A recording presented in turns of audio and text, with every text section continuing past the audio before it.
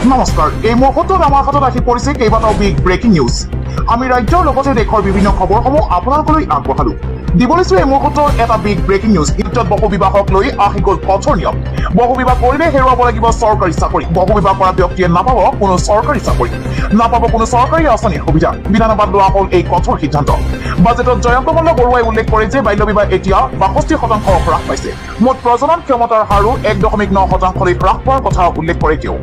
বহু বিবাহৰ বিৰুদ্ধে মুখ্যমন্ত্ৰীৰ এই ঘোষণাই এইটো নিশ্চিত কৰিছে যে ইয়াক প্ৰতিৰোধ কৰিবলৈ চৰকাৰে কঠোৰৰ পৰা কঠোৰ ব্যৱস্থা গ্ৰহণ কৰিব দিবলৈছো এই মুহূৰ্তৰ আন এটা বিগ ব্ৰেকিং নিউজ সংখ্যালঘু লোকলৈ ভাল খবৰ আনিলে হিমন্ত চৰকাৰে ৰাজ্যৰ সংখ্যালঘু লোকৰ বাবে বৃহৎ ঘোষণা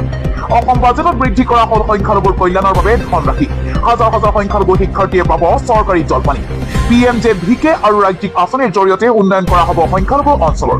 চৰ এলেকাৰ আন্তঃগাঁথনি উন্নয়নৰ বাবে বিশেষ প্ৰকল্প গ্ৰহণ সংখ্যালঘু লোকৰ বাবে সংস্থাপনৰ বাট মুকলি কৰিছে ৰাজ্য চৰকাৰে সংখ্যালঘুৰ সুবিধাৰ্থে আগবঢ়োৱা হ'ব ইকো এম্বুলেন্স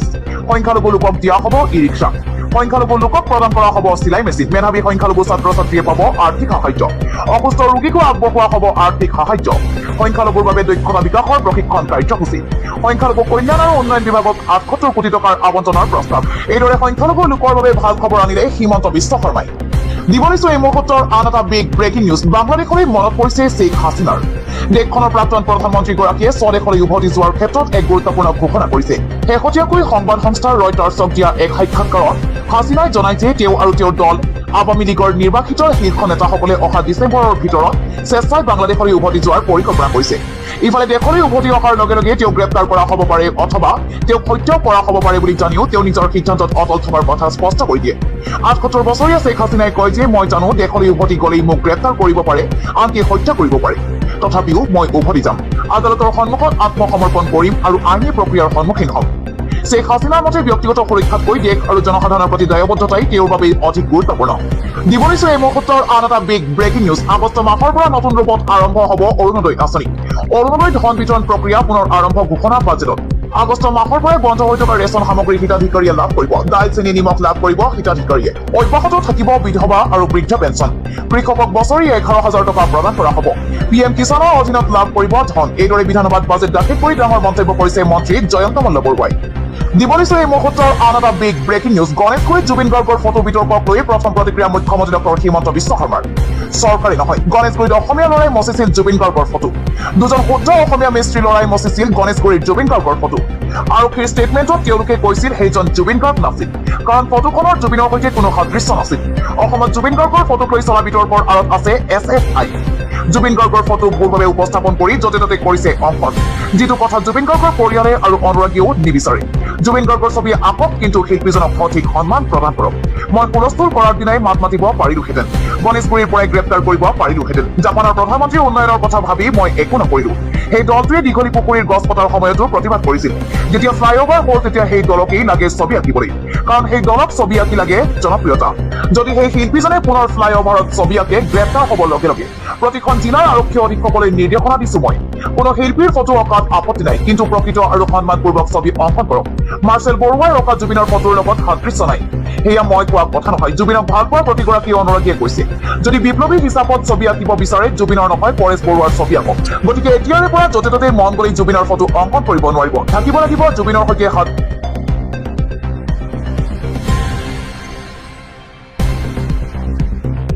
বলিছো এই মুহূৰ্তৰ এটা big breaking news Himanta Biswa শৰ্মাই বৰ বেয়াকৈ অসমৰ ৰাইজক ঠগিলে হিমন্ত চৰকাৰে দাইল চেনি নিমখ বিনামূলীয়াকৈ দিম বুলি প্ৰতিশ্ৰুতি দিছিল কিন্তু সেই প্ৰতিশ্ৰুতিটো বাদ দিয়ক ১০০ টকাটো নাপায় সুলভ মূল্যৰ সামগ্ৰী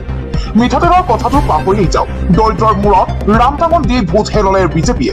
বিগত বিধানসভা নিৰ্বাচনৰ সময়ত মুখ্যমন্ত্ৰী ডক্টৰ হিমন্ত বিশ্ব শৰ্মাই দিয়া প্ৰতিশ্ৰুতি কালি দাখিল কৰা বাজেটত সন্নিৱিষ্ট নকৰিলে ৰাজ্যৰ লাখ লাখ ৰেচন কাৰ্ডৰ হিতাধিকাৰীয়ে আশা কৰি থকা বিনামূলীয়া দাইল চেনি নিমখ বিনামূলীয়াকৈ আৰু নাপাব কালি দাখিল কৰা বাজেটত স্পষ্টকৈ উল্লেখ কৰা হৈছে যে ৰাষ্ট্ৰীয় খাদ্য সুৰক্ষা অভিযানৰ লগত জড়িত আঁচনি অনুসৰি চাউলৰ লগতে দালি চেনি নিমখ দিয়া হ'ব যদিও ইয়াৰ মূল্য সমসাময়িক বজাৰ মূল্যৰ লগত পৰিৱৰ্তন হ'ব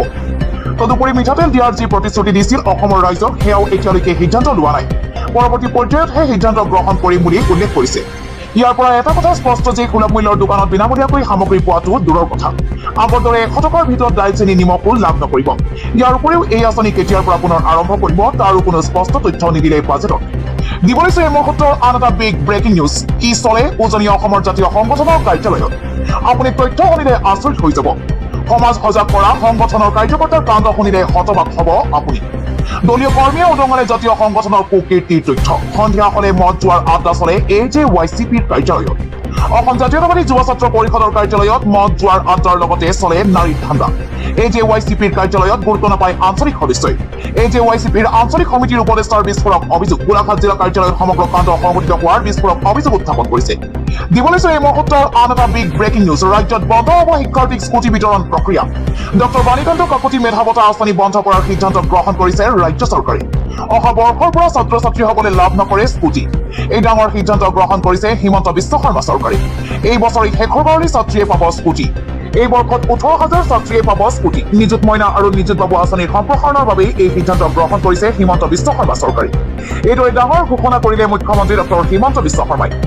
দিবলৈ এই মুহূৰ্তৰ আন এটা বিগ ব্ৰেকিং নিউজ নিৰ্বাচনত ললিপপ দি 6 জনগোষ্ঠীক চৰম প্ৰতাৰণা হিমন্ত বিশ্ব শৰ্মাৰ জনগোষ্ঠীৰ আৱেগ লৈ হিমন্ত বিশ্ব শৰ্মাৰ নিষ্ঠুৰ লৰা ধেমালি কেৱল শাসনৰ গতি দখলৰ বাবে ৰচিছিল কুটিল কৌশল 8টা মাহে ডিস্পুটে পছিল 6 জনগোষ্ঠীৰ জনজাতি হোৱাৰ চক্ৰ 8 মাহেও দিল্লীলৈ প্ৰতিবেদন প্ৰেৰণ নকৰিলে হিমন্তৰ চৰকাৰে ক'ত হেৰাল সেই মিঠাই বিতৰণ কৰা 6 জনগোষ্ঠীৰ নেতাসকল চৰকাৰৰ ভণ্ডামিত এতিয়া নিমাত 6 জনগোষ্ঠীয় স্বয়ংভূ নেতাসকল নিৰ্বাচনৰ পূৰ্বে হুংকাৰ দিয়া এই নেতাসকল এতিয়া কুম্ভকৰ্ণৰ নিদ্ৰাত 6 জনগোষ্ঠীৰ জনজাতিকৰণৰ নামত হিমন্ত বিশ্ব শৰ্মা নেতৃত্বাধীন বিজেপি চৰকাৰে কৰা চূড়ান্ত প্ৰতাৰণা আৰু ভেলকিবাজি পুনৰবাৰ উদং হৈ পৰিছে অসম বিধানসভাৰ মজিয়াত নিৰ্বাচনৰ বৈতৰণি পাৰ হ'বলৈ শাসকীয় দলটোৱে জনজাতিকৰণৰ নামত যি ললিপপ প্ৰদান কৰিছিল তাৰ প্ৰকৃত স্বৰূপ খোদ নিজৰে বিধায়কৰ প্ৰশ্নৰ উত্তৰত বাদিত হৈছে শাসকীয় দলৰ খোৱাং সমষ্টিৰ বিধায়ক চক্ৰধৰ গগৈয়ে সোধা এক প্ৰশ্নৰ উত্তৰত মন্ত্ৰী ডক্টৰ ৰণোজ পেগুৱে সদনত অকপতে স্বীকাৰ কৰিবলৈ বাধ্য হয় যে এই বহু চৰ্চিত প্ৰতিবেদনখন আজিও কেন্দ্ৰীয় চৰকাৰে প্ৰেৰণ কৰা হোৱা নাই কেৱল প্ৰেৰণ প্ৰক্ৰিয়া আৰম্ভ হোৱা বুলি কৈ চৰকাৰে নিজৰ দায়িত্ব সামৰি চৰম দায়িত্বহীনতাৰ পৰিচয় দিলে